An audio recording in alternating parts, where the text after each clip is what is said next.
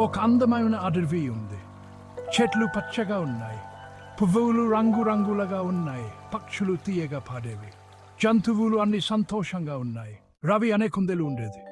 రవి చాలా చురుకైన కుందేలు. అతనికి ప్రకృతి అంటే చాలా ఇష్టం. కావి అనే కాకి ఉండేది. కావి చాలా తెలివైన కాకి. మోటి అనే కోతి ఉండేది. మోటి చాలా సరదా కోతి. వాళ్ళు మంచి స్నేహితులు. వాళ్ళు ఎప్పుడూ కలిసి ఆడుకుంటారు. ఒకరోజు వాళ్ళు నది దగ్గర ఆడుకుంటున్నారు. ఆ రోజు వాతావరణం చాలా చల్లగా ఉంది.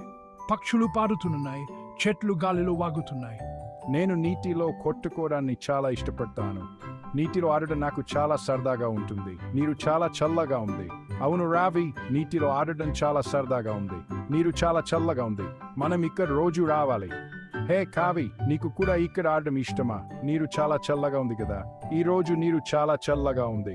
మనం ఇక్కడ ఎక్కువసేపు ఉండాలి, ప్రకృతిని ఆస్వాదించాలి. మన ఇక్కడ చాలా సంతోషంగా ఉన్నాం. అకస్మాత్తుగా వారు ఒక విషయం గమనించారు.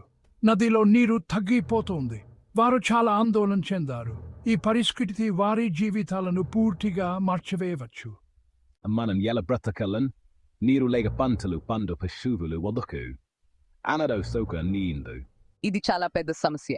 మనం వెంటనే చర్యలు తీసుకోవాలి, లేకపోతే ఈ పరిస్థితి దిగజారిపోతుంది. మనం ఏదైనా చేయాలి. మనం కలిసి పని చేయాలి. మనం ఈ సమస్యను పరిష్కరించే మార్గాలు కానాయి. మన భవిష్యత్తు మన చేతుల్లో ఉంది. రవి ఒకరి ఆలోచన చెప్పాడు. మనం యానం దగ్గరకు వెళ్దాం. ఆమెనలసటీన్ ఆమె మాయనం నాల్గవ.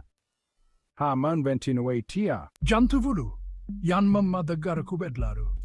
వారు చాలా ఆందోళనలో ఉన్నారు, ఎందుకంటే నది నీరు సరిగా ప్రవహించడం లేదు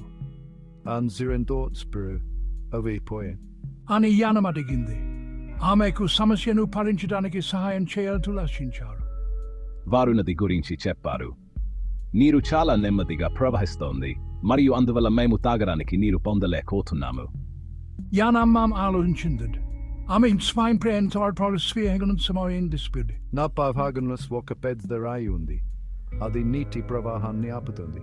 మీరు రాయిని ఫోలుగా ప్రవేశం. జంతువులు రాయి దగ్గరకు వెళ్లారు.